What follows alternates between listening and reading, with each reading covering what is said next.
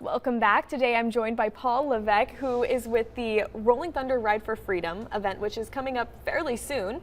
So let's get a little background into this event.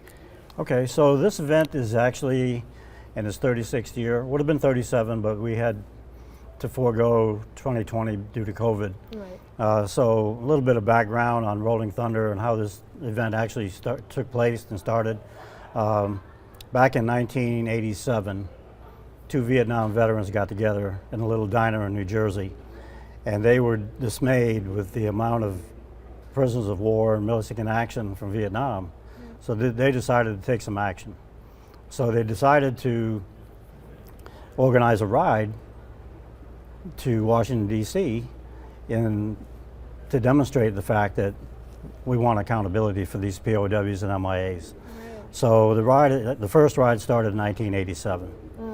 And Rolling Thunder Incorporated kept this ride going until 2019 was our last one in D.C. Right.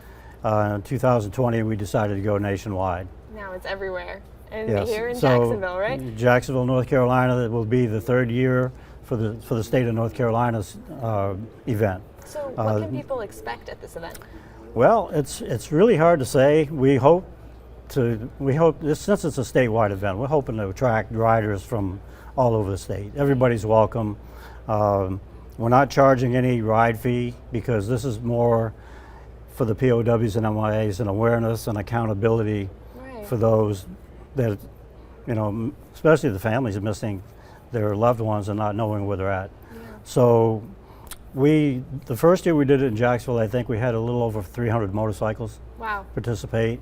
Last year wasn't so good because of the weather. It almost got canceled, but we hadn't managed to do the ride, and it turned out okay. We just didn't have a whole lot. So what I'm expecting is a big group this year, and the more the merrier. We're conducting it at the American Legion building in Jacksonville, which is huge enough for hundreds and hundreds of motorcycles to come in and gather and line up for this ride.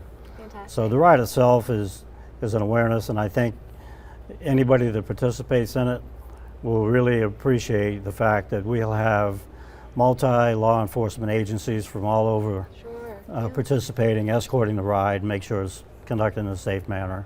So it's, and then you brought this with you, and yes. I would love for our viewers to see this because this was very interesting to me. So go ahead and kind of explain, hold this up and kind of explain what this is. Part of our quest for accountability for our POWs and MIAs, here in North Carolina, we have something that we do every month, and we meet at the Vietnam Memorial in Jacksonville on the first Saturday of the month at noon. And we read the names of the 38 Vietnam veterans that are still unaccounted for. They're missing in action. And this is a depiction of those 38.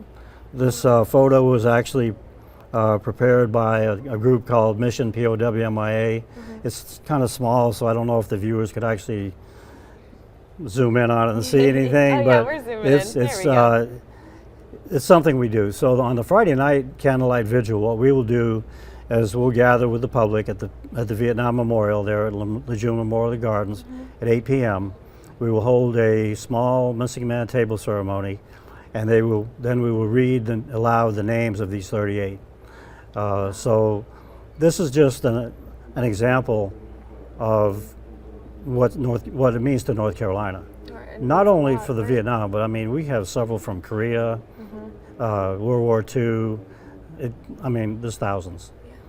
So. Well, Paul, that looks like all the time that we have for now. Thank you so much for coming onto the show today to kind of raise awareness about this and head out to the event. But for now, don't go anywhere. We'll have more ENC at 3 right after the break.